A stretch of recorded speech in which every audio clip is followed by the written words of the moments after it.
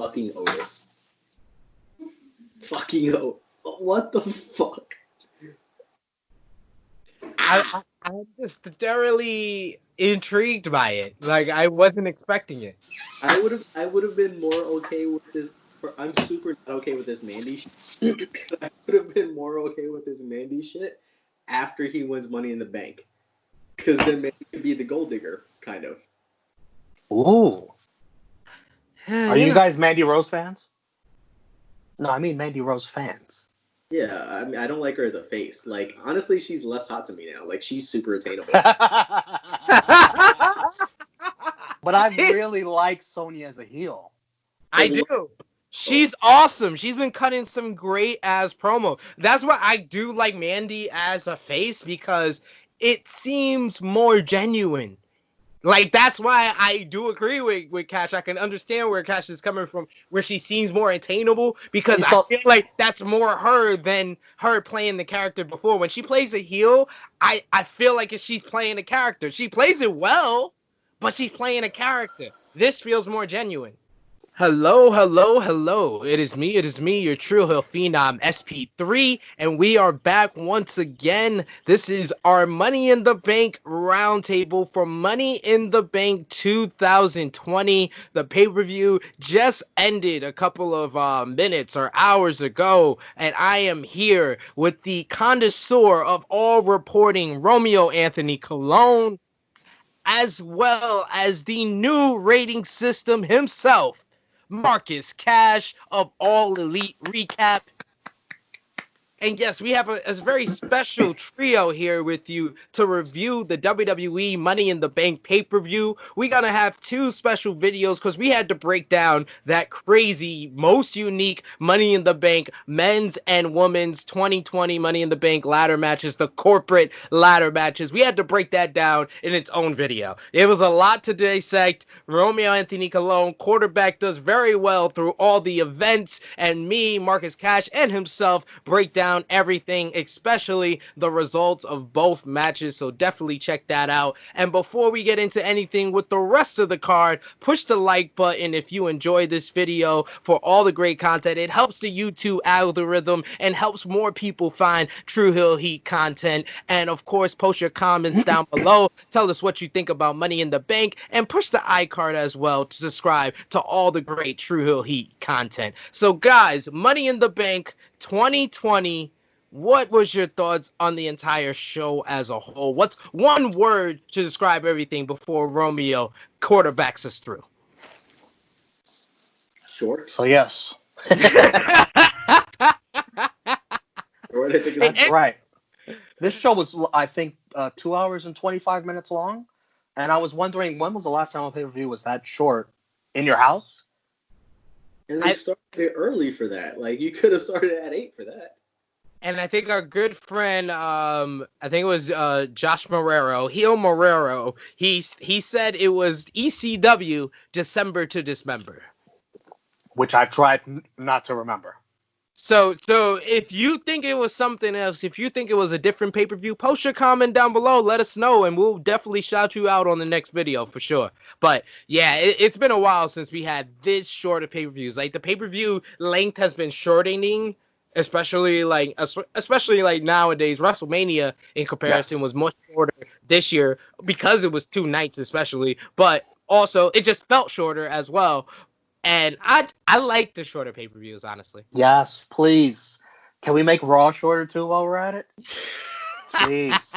No. Please. 3 hours is ridiculous. 3 hours is only bad because 90 minutes of it is talking. If they did a little more in ring, the 3 hours would be flying by. So I'm for that. I'd say make SmackDown 3 hours actually. So I'm all the way. Will you stop? Do you actually watch SmackDown? I try to. Exactly. You don't watch it, so don't suggest anything for it. Okay. I don't want to see 3 hours of that. Like I said, if they stop recapping so much and stop talking so much, not so bad.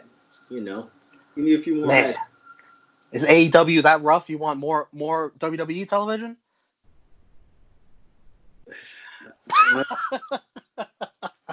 I don't know. Nobody's being run over by golf carts, so we'll see. let's not talk about AEW. We're talking WWE Money in the Bank 2020, live from the Performance Center in Orlando, Florida, with a crowd of 0. Pre-show, Cesaro, Jeff Hardy. I like the concept of this match. This match was booked. People didn't know, what the fuck is this? Well, hello. Cesaro is buddies with Sheamus. They are the Bar, in case you forgot. So this makes a lot of sense. They let these guys go for almost 20 minutes, it seemed. What did you guys even watch this, first of all? I actually had to rewind to watch it because I tuned in a bit late and I didn't realize that already happened, so I had to rewind for that. It was a 13.5-minute match, according to Wiki, and totally over my head the Sheamus connection because I was expecting Jeff Hardy versus Sheamus, so I was very thrown off. A little peeve that Cesaro will never get past curtain jerking, but Tell me about it. WWE hates Cesaro, specifically Vince McMahon. This match should have been on the main card. They just hate Cesaro. Yeah, but for what it was, pretty decent. Jeff's obviously the better Hardy. Cesaro, there's no flaws with him as long as he doesn't have a microphone. So pretty solid. Good stuff. And we'll definitely get to the match that should have been on the pre-show, but yeah, I did not know that this match was I did not know the pre-show started that early. I did not know the show was gonna start at 7 p.m. SP3 forgetting the scheduling of WWE pay-per-views. I'll be honest, like I'm not used to WrestleMania was a long time ago. And I'm not used to pre-show having matches worth watching, like Jeff Hardy versus Cesaro. So that was another reason. So my apologies to both men, but I'll go out my way and watch it. You guys said it was good. Yeah, that was pretty good. Jeff Hardy, by the way, wins with a Swanton bomb. Still not coming out to No More Words. Absolutely pathetic when he did say that his old theme song was going to be coming back. He lied to us. So he didn't say when, to be fair. He didn't say when it was coming back. And also, you can't also have new theme music tonight when someone much better than you has new theme music tonight. So we start with the main card. Tag team fatal 4-way for the tag team championships, SmackDown tag team championships. Cutler and Blake from the Forgotten Sons, who need to be forgotten. Lince Dorado and Gran Metalik representing Lucha House Party. Big E and Kofi Kingston, we missed you, Xavier Woods, and Ms. Morrison. Hey, ho. I just want to say the Lucha House Party are probably the most underrated wrestlers in the WWE today, because they were the highlight of this whole match. Anytime Gran Metalik is nice, yo. Like, he's just so smooth. His high flying is just so unique, and it's a freaking crime that he's in WWE, and this is never on Showcase enough. By the way, Gran Metalik looking like Juventud Guerrera, as Corey Graves mentioned. Did you guys know that? Yes. I like that they changed his gear, that he's got like the straps now instead of the full bodysuit. So I like that. Yeah, and I like that his hair is out. His hair, he got nice flowy hair. Like, at first I thought it was like a part of the mask. It looks so flowy. And by the way, we didn't even see, in my opinion, the best member of Lucha House Party is Kalisto. What do you guys think about that? I don't agree with that. You don't agree? I think Gran Metalik is the best person on Lucha House Party. If Lucha House Party did not have Gran Metalik, I would never talk about Lucha House Party on this YouTube channel. I just want to let that. If we could get Metalik teaming up with Kalisto, then we got something going here. That's the perfect team. Nothing against Lince Dorado though. That's the perfect. I'm all the way over Kalisto. Like I will say though, because we talked about Lucha House Party on True Hill Heat 73, we're talking about them right now. This is the most Lucha House Party has been talked about on this channel. Holy shit. Awesome Spanish fly spot. Metalik on John Morrison. To everybody else on the outside. I was like, holy shit, what? Why are y'all doing this? Anytime. No crash pads this time. Yo, seriously, but like John Morrison has been showing out in these empty arena matches. Like Hey, ho, ho. he legit has been working, and it's like I asked the question. I asked the question at WrestleMania during the ladder match, and I asked the question after the Spanish Fly. I don't know why you're doing this type of stuff with no fans. Sorry, I understand it's a show for me at home, and I'm at home and I'm getting off my seat, so that's probably the point. So I thank you for that, but I want you guys. I hope everything winds up okay. A lot of these matches hurt without no fans. WWE still very stubborn. They don't even want to put wrestlers in the crowd like AEW does it. What do you guys think about that? Do you think they're just sticking to their guns and they don't want to copy someone else, or what about that? I think they're sticking to their guns for no reason. Yeah, I think it's a stubbornness. I think it's, especially when AEW did it, that it would never happen with WWE because AEW did it. And it's like, I'm not going to steal an idea from Now, them.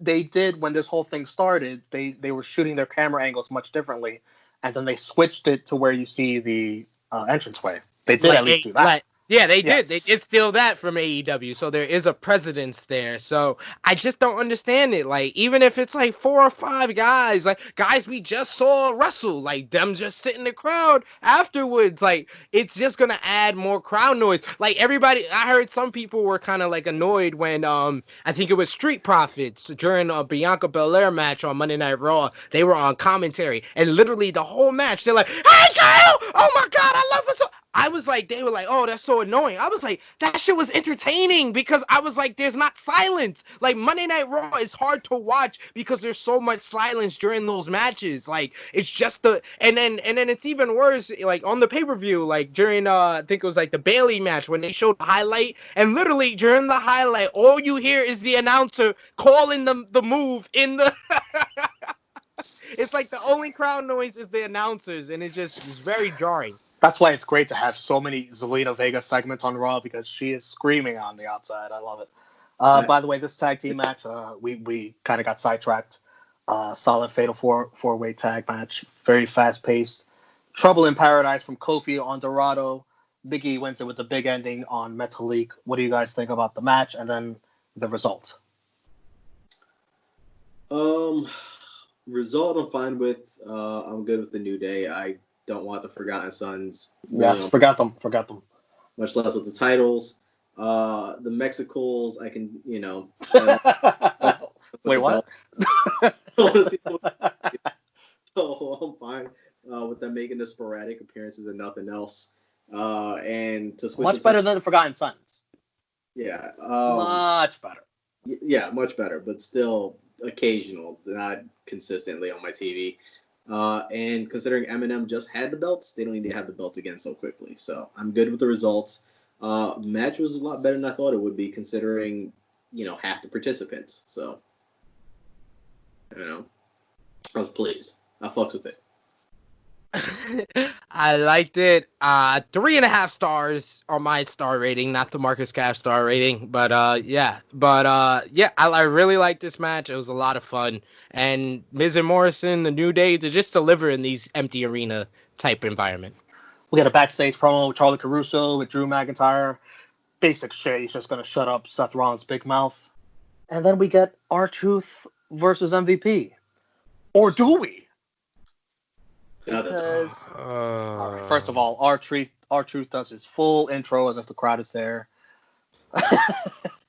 MVP gets on the mic. R-Truth tries to teach him about balding. He shows him a 2-pointer, a 3-pointer, and then a 6-pointer, which I've never heard of. MVP says Truth looks like Young Thug, Offset, and he said someone else. I didn't catch. Future. Okay. Lashley interrupts. Lashley gets in the ring. He says he's got this. MVP can step aside. MVP has no problem whatsoever. MVP dips. R-Truth tries to leave too because, who wants to fucking fight Lashley? Lashley stops him. R-Truth very smoothly accidentally slaps Lashley. Smoothly. Very smoothly. Of course, he ain't mean that, dog. R-Truth and Lashley have a match. R-Truth misses a scissors kick. Lashley destroys him with a spear for the win. R-Truth is one of the worst actors I've seen ever. especially in the WWE. If you didn't notice you slapped him, then you wouldn't have said, I didn't immediately after. He looks okay. And, like, it bothers me that the E's specifically in almost all of these shows play us for fools and treat us as idiots. All right? Why is he saying what's up and putting the microphone above his head when there's clearly no one there? That's the lovable nature of R-Truth, that he has no idea what the hell's going on. He's on mushrooms, acid, some kind of shit. He made me laugh with him trying to get the night off too. Yeah. That was the only moment where I chuckled, and that was about it. And I was like, why was this on the main show? It is stupid. Like, I can do without R-Truth. Or how you could have switched this R-Truth segment with Jeff Hardy and Cesaro. Yes. And the main card might have been better. That would have been so much better. But no R-Truth whatsoever in the first place. Well, I'm afraid I've got some bad news, as there is more R-Truth to come later on in this card. We get a Baron Corbin taped cell phone promo where, once again, he says the risk is worth the reward. I was trying to do a drinking game, taking a shot every time they said the risk is worth the reward.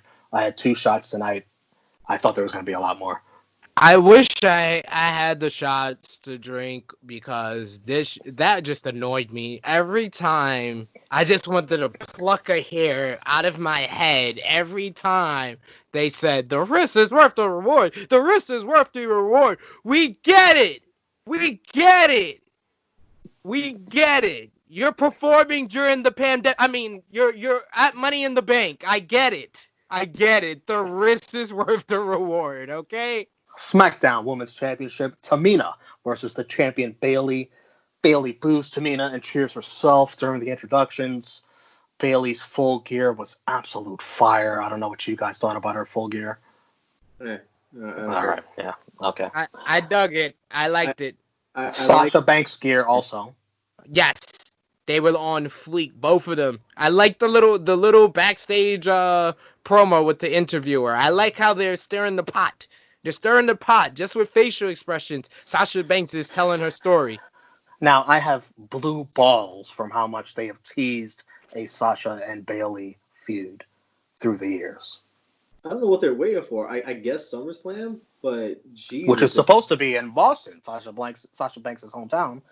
But we don't know how things are going to go in the Northeast during these uncertain times. Bayley eventually got tired from carrying Tamina to a decent match. She gets some water and throws it in Tamina's face. Tamina gets a super kick and a Samoan drop. Before she could go for the pin, Sasha slides in the ring and distracts her. Tamina goes after her, eventually gets caught by Bayley, rolls her up. Bayley wins, shoulder down. After the match, Tamina tries to Samoan drop Bayley, but Sasha saves her yet again. And still, your SmackDown Women's Champion, Bayley. It's the right decision. Perfect decision. Nothing much to say here. It was decent, like you said. We got a Seth Rollins promo. Yawn. Oh, we get it, Seth. You're a messiah, but those long, droning promos, oh my god. I feel like I'm back in 1999, 2000, and Triple H is cutting these promos that hurt my throat. Oh, man. Disagree with you guys. I loved that promo. Loved that promo. Bro, you are hard to figure out, man. You're just full of surprises. You would. He would like that promo. First of all, it was so Pastor-esque, just like how long and how drawn out it was, and he's supposed to be this messiah and all that stuff. Like, it was perfect, and it was just really driving down the point that he's a little bit out of his freaking mind right now. Like you can argue people of certain extremisms, that it's not about Drew, it's about him. He has to do this. I'm just sorry. It was jarring that the both title matches were about the heel taking a burden of the championship away from the babyface. That is a damn fine point. Smackdown Universal Championship. Here we go. Bray Wyatt, not the Fiend, versus Braun Strowman. Bray gets thrown into the corner by Braun immediately. Braun says, "The time for talking is over, Bray." Bray says, "Somebody woke up on the wrong side of the bed this morning." He owed his commentary during this match. I did not need the comment. I did not need Michael Cole and Corey Graves out there. I just wanted to hear Bray and Braun talk shit. A little bit side note of this era that we live in with no crowd. I love hearing the trash talk between wrestlers on any show, any wrestling show that's going on. It adds to the match. Obviously, we miss the crowd, we miss the reactions, but it is nice to hear the trash talk. You know more so than we do. You know who stands out because of this, and it's someone where we just put like a little bit of shine on, but didn't really want to because her match was very short. Bayley. Bayley's been owning with the trash talk, and not just the trash talk to our opponent. It's her answering the commentary. That's been the best thing about Friday Night SmackDown for me. It's Bayley talking to Michael. No, Michael Cole, I didn't do that. Yes, Michael Cole, I am the most dominant champion. Like, I love that. Like, Bayley stands out more as a heel in this environment more than she did with the fans. Bayley definitely gets the gold medal out of everybody that's been trash talking during their matches. He's been by far the best one. Somebody else that I think would absolutely thrive in this environment that we didn't get to see too much of because he's injured all of a sudden, Kevin Owens. Also true. Also true. Samoa Joe, too, if he was wrestling. Which I think he can, but rather you just do commentary? Why not? Hey, Taz was his advisor in TNA. If he keeps Jerry Lawler off the table, I'm yes. Cool. Yes. Braun Strowman charges at Bray, but Bray throws him into the announce table. Very lovely. Huskus the Pig appears out of nowhere in the crowd, rooting for Bray. Wyatt gets a Sister Abigail on Braun. Braun kicks out for a near fall. Bray goes for another Sister Abigail. Braun counters with a choke slam. Braun gets thrown to the outside and then rises with the old black sheep mask that he used in the Wyatt family that they've been using in the storyline. Bray almost laughs into tears at how happy he is. Braun rips his shirt off. Bray says, "This time everything will be perfect."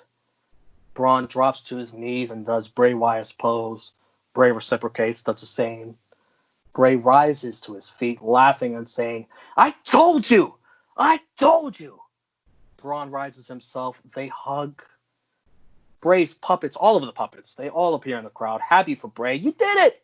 You did it, Bray! Braun takes the mask off. Bray seems concerned. Bray says, "Trust me. Trust me, Braun." Braun stomps on the mask and delivers the power slam for the win. Braun yells he did it on his own as he celebrates with the championship. Camera close up on Bray slumped in the corner, and we get a little tease of the Fiend, little cut-ins of the Fiend watching closely. Wow. What do you guys have to say about this? I think they dragged out of that ending. That ending could have been a minute and a half, and it felt like 9 minutes. Like, I get the one drops to the knees, the other one does the hug thing, whatever. And then each puppet has to have their own 5 seconds. Like, just fucking up. I think the high point of the entire match for me is Braun doing the chokeslam. Big men typically have all done a chokeslam, and I think the farthest Braun has he done that before? As to my knowledge, no. The farthest he's done is the responding choke when someone tries to chokeslam him. But it's I hope he uses the chokeslam. I hope he runs with that because it fucking fits. He's a big man, and hopefully substitutes that for the power slam because that's a fucking joke. Yes. No love for the power slam? Not Braun's power slam. He lost it a long time ago. He used to be able to deliver it and make it seem like a finisher. Now it just seems like he doesn't even care. Not everybody is the British Bulldog, guys. Everybody lands on their hip. Like, they're not even slamming on their back. Like, they still showed a highlight from WrestleMania where he dropped Goldberg's old ass on his hip. Goldberg can't get up from bed probably right now because of that. That's not a bad thing. That's A good thing. You guys are horrible. But I enjoyed the storytelling at the end of this matchup. This was not much of a match. This was in a lot of ways. This was the Firefly Funhouse in the ring. It was the form of storytelling through words and images and the puppets that Bray introduced at WrestleMania. It was brought to light in the element of the in-ring capacity in this matchup. And Bray told a lot of his story, not with his movements in the match, not with moves, not with selling, but he sold more for Braun putting on the black mask than he did for like shoulder blocks and the power slam at the end. Like he sold that more than anything in the match. So he tried his best to tell a great story. And that's what I will say. Bray Wyatt is the best when it comes to telling a story without having that much wrestling talent, because I've never seen Bray Wyatt really have great matches, but he knows how to tell his story. And that's to me, Bray Wyatt is the most must-see thing in WWE right now besides Zelina Vega. Yes, I agree. And Matt Riddle. Yes, Matt Riddle too. Okay. No love for AJ on that list. All right. He's not must see. AJ's been buried for a month. AJ's literally. AJ can talk and wrestle. So anytime I hear y'all don't want none, that is must see to me. Let's see what happens with AJ Styles going forward. Yeah, we'll see. Because he should have won tonight. We'll see. He had a great match at WrestleMania that took about probably 8 to 9 takes. So we'll see. Before you continue, you did miss in the Braun and Bray match. He didn't just say, I told you. He said, I told him.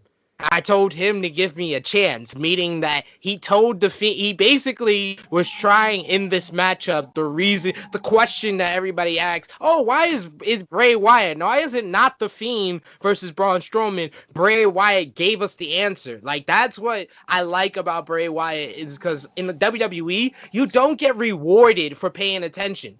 You don't. And Bray Wyatt rewards you for paying attention. And when he said, I told him, it basically told the whole picture of the reason why Bray Wyatt, the man, was in this match, is he was trying to save Braun from The Fiend. I forgot to think about that, but yeah, I like that. I guess that means Braun and Fiend next month. Oh yeah. That leaves me concerned for what should be SummerSlam. I think they started this a month early. I think they should have done exactly what they're doing just a month later. But that's to think that they really wanted Braun Strowman to have a long title run. This is all about getting the title back on The Fiend so The Fiend can hold the title until Roman is ready to come back, in my opinion. SummerSlam. Yeah. And remember, Braun Strowman wasn't even booked for WrestleMania. Yeah, all right. But in that case, then, like, do you give the belt to Bray to lose a month later again for the third time? The third time in his career to lose the belt in a month? Oh, I didn't say anything about The Fiend losing to Roman. Well, he didn't lose it in a month. He held the title from like October to March. Wait, what did you mean? What did you mean by when Bray loses the title? Do you mean if he takes it from Braun and then loses to Roman? It's a Roman? Like, because Roman. No, I don't think he's gonna lose to Roman right away. I don't know about that. Roman makes his grand comeback. I don't think Roman's coming back at SummerSlam. I think he is. I think the Fiend's gonna hold the title for a while. I think Roman doesn't come back until fans come back. No, Roman said he hopes he comes back soon. Did you see that? I hope he does too. Did you see that though? Yeah, I did. I hope he does too, but I don't. He just had twins. My hopes and reality is totally different. I think they hinted at Roman, though, not to fast forward, but when AJ's in the hallway in the Money in the Bank match, there's a Roman poster. They should have removed that. They got to remove Roman from all programming. They should have removed that poster. We got the SmackDown hacker warning us no one is safe. Do you guys have any thoughts on the SmackDown hacker? I have no idea. I know who it's not. And who's that? It's not CM Punk. So all y'all can stop. What? Okay. It's not Corey Graves because he also has hand tattoos. So it's not him either. So the whole he's white, right? And I think Ali's too obvious. I don't think he's too obvious. I think the circle thing's way too obvious. It's too obvious to us because we're hardcores, but this whole storyline is about appealing to casual fans with the breadcrumbs of a mystery. So it's not about the hardcore fans that instantly it's like, oh my God, Circle, it's Ali, it's got to be and read the online stuff. It's about the casual fans that they're trying to draw here with this story. So Ali is not obvious because Ali's been off television for so long. I don't know. I'm gonna vote against Ali and say maybe someone up from NXT that I can't think of off the top of my head that's being called up. The rumor is that it's both Ali and Chad Gable. I'm not mad if this is only Chad Gable, and that explains the white hand. The no tattoo. We're putting it together, folks. And he's in a chair, so you can't see how short he is. I like that. Secret G, because he's exposing the Secret G. That's gangster. That's what the G stands for. Yeah. We got a Seth Rollins, Drew McIntyre recap video, and then it's the Monday Night Messiah versus Claymore Country for the WWE Championship. I said to myself, I can't take the Monday Night Messiah seriously until he comes out to Reverend Devon's music. We need some gospel music. This Burn It Down, it's great theme, but it's for Seth Rollins' old character. It's not for the Monday Night Messiah. And then all of a sudden, ask Romeo and you shall receive new music for Seth Rollins. It's not gospel music, but it's better than Burn It Down for his character. What did you guys think of the new music for Seth Rollins? I think Burn Down could have worked if they brought the tempo down, right, and made it a little grittier, right? Yes, maybe that. He's going to burn it all down to make a new light or whatever. However, yes, testify, my brother. Because Devon-esque music is so much more on point for what this, pseudo-Jesus thing is. I'm here for that. That music is fantastic. Especially how his, mural just pops up, right on point. And then he has this thing where, he just grasps something out the air. It was fantastic. It was a great entrance. I like the entrance, the theme music, but I like the entrance. I like better than Johnny Gargano's new shit. I'll say. Absolutely, much. Although I can tell the same person made it. Same person made that, Johnny Gargano's music, and Bayley's. Bayley's is the best one out of them, yes. though. I've grown to Bayley's, though. When it first came out, I was like, and then when I started listening to it more, I was like, okay, this is heelish. This is at least it gives me the vibe of what it was going for. I wrote down that before this match, I feel like this is a big match for both Seth Rollins and Drew McIntyre.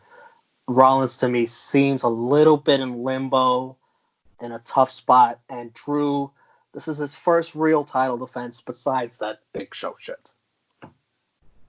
Yes.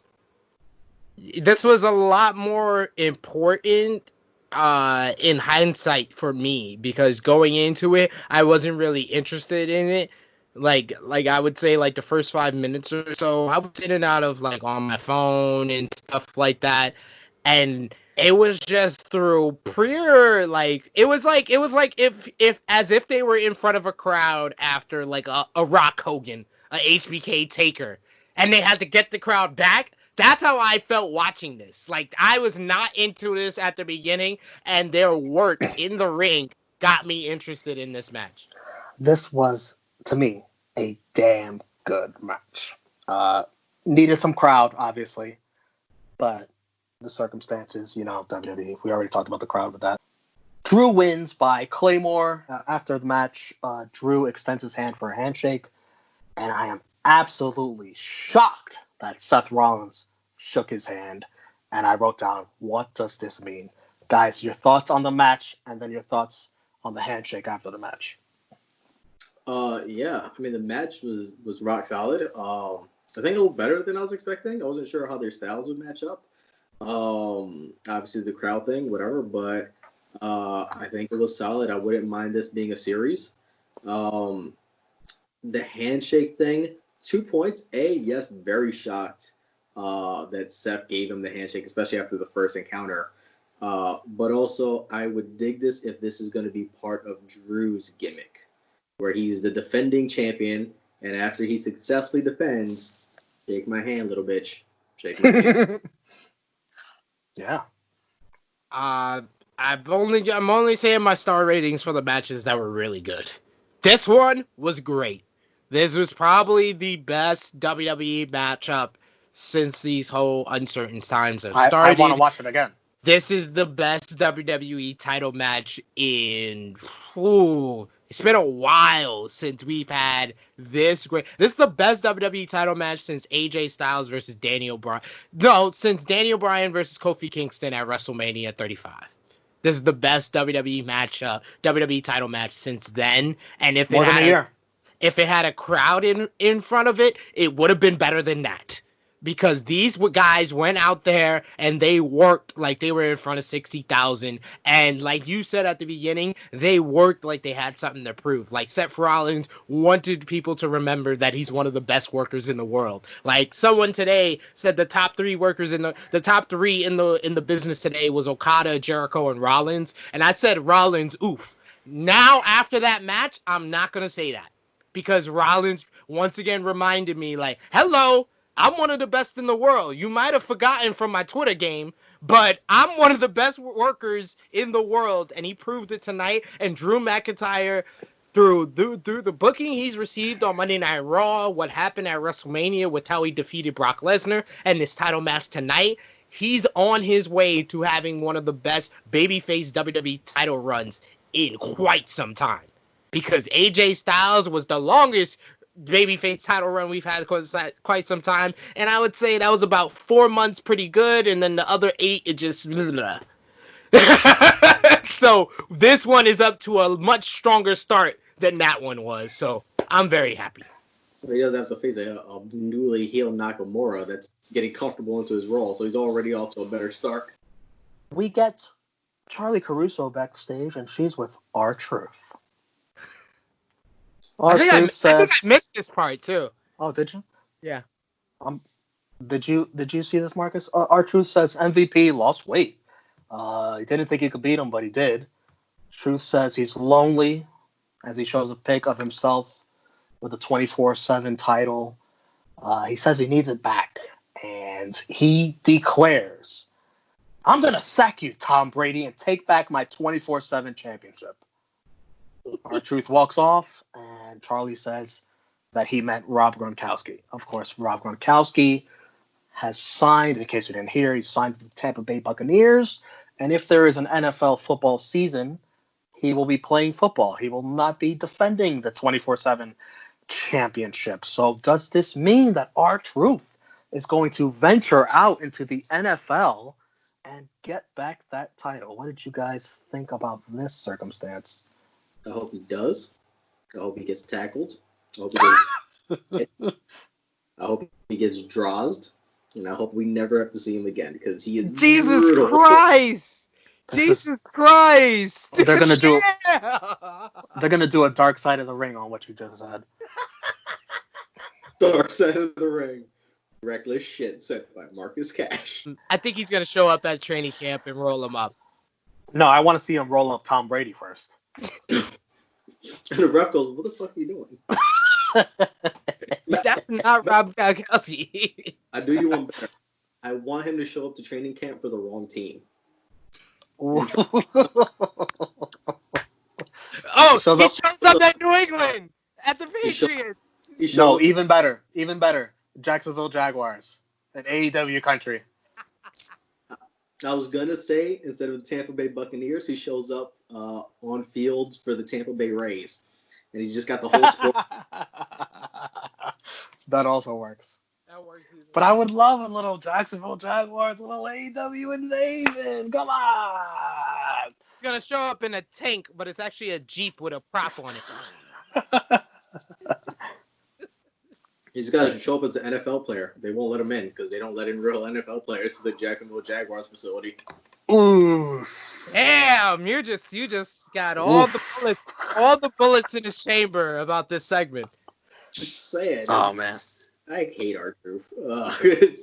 Jesus. come on, what's up? I liked him as K Quick. I liked him when he was with the Miz. But like after that, when they purposely made him stupid for whatever reason, I'm not with that. Like that's insulting to my intelligence. I know he's What's not. up? What's up? Hey, I liked the him and Brock segment was gold. Sure. Yes. Yeah. Gold. Him randomly getting the pay-per-view wrong, like putting the ladder in the ring for the Royal Rumble. Yes. So, awesome. Him being afraid of spiders, like, okay, those things are funny. But it feels a little racist how overdone Vince makes it. No, but that's him. That's him just times 10. So I dig it. I like R-Truth. I have nothing wrong with R-Truth except when he shows up on the pay-per-view main card. All right, guys, let's wrap up Money in the Bank. We'll start with match of the night. Easy one. I just heaped on a lot of praise for it, and I will say, even without the crowd, my rating for that match was 4.25. 4.25 stars for the WWE title match between Drew McIntyre and Seth Rollins. Yeah, I think it's a safe bet, an obvious bet that McIntyre Rollins match is match of the night, and it's head and shoulders mountains over anything else as match of the night. Unanimous. I can't wait to watch that match over again. MVP of the night. What do you guys have for that? Asuka. I think Asuka MVP of the night. There's really only 3 people I feel like deserve the honor. You said one in Asuka. Asuka was the glue to the Money in the Bank matchup. She was the most entertaining through both the men's and the women's Money in the Bank matchup. And then you have to go to that WWE title match and you have to say either Seth Rollins or Drew McIntyre. But because I've given him so much gripe because he's horrible Twitter game, my MVP is Mr.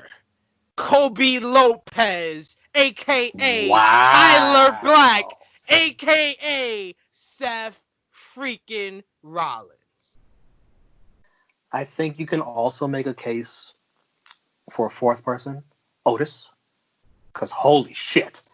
This is the biggest night of his career.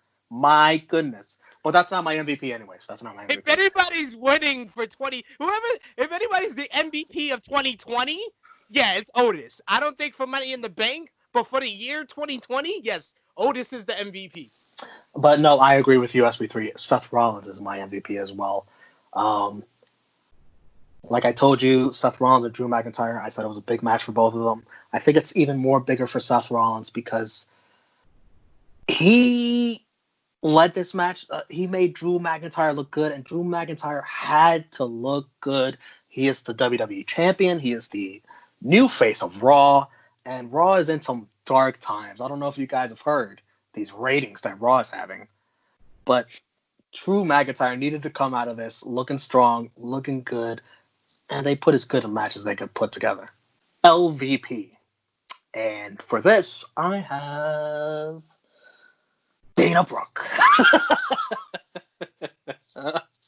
I mean, she grabbed a fake briefcase. She thought she won.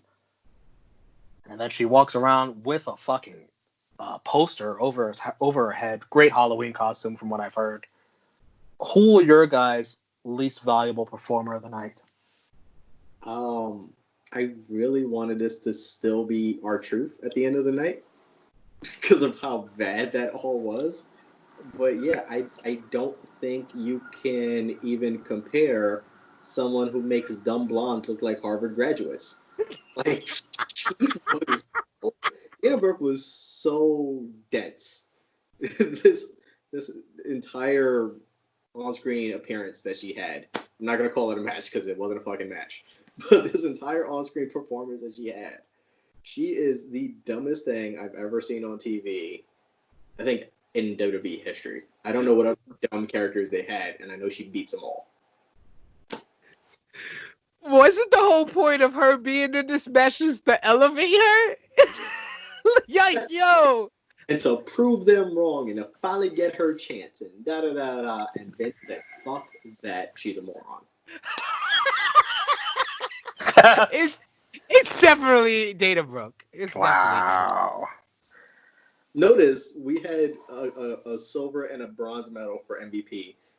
There's no other medals to discuss. This is unanimous. This is Stephen Curry Unanimous. in 2016. Yes. Nobody else is even placing. She's got the blue ribbon, and that's the end of the discussion.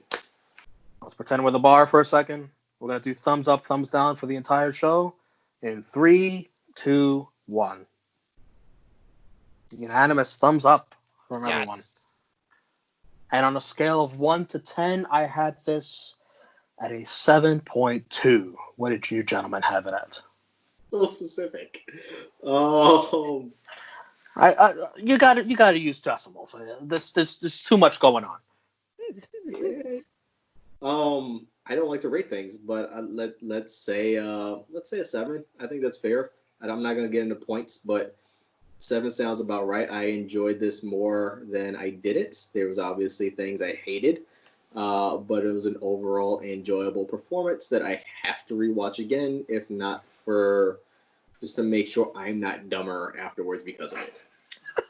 I'm definitely, like you guys, gonna watch the WWE title match and the Money in the Bank matches over, because those, honestly, I feel like you guys, unless you really are into the story of Braun and Bray, that's what you really need to watch. You really need to watch that WWE title match for a classic matchup, and you need to watch that Money in the Bank for all the shenanigans that's in that. We had to make a whole separate video for that. Like, that just says it all. That's 2 matches. Two matches in one. Yes, it's crazy, but my rating agrees with you guys. I go 7 out of 10. The formula for good to great WWE pay-per-views nowadays is low expectations, performers over delivery, and that's what we got tonight. Yeah, I think they've been doing pretty decent with that. Just fucking keep it here. Everything else is a plus. So that wraps up our Money in the Bank 2020 review. Post your comments down below and tell us what you thought about Money in the Bank. If you're watching this far into the video, you must have really liked it and wanted a whole bunch of discussion about it. So post your comments down below so we can interact with you. Push that like button if you enjoyed this video, and push the subscribe button and the bell to stay notified for all the great content right here on True Hill Heat. So for the co-host of the All Elite Recap, the new rating system himself, Marcus Cash. For co-host of True Rewind and the connoisseur of all reporting, Romeo Anthony Colon. It is me, your True Hill Phenom SP3. This has been the Money in the Bank Roundtable Review Part 2 or 1. You decide. I'll say Part 1. 2. Part 2. So either way, he can use 3. He can use both of those. So post your comment down below once again, and we'll see you next time on True Hill Heat.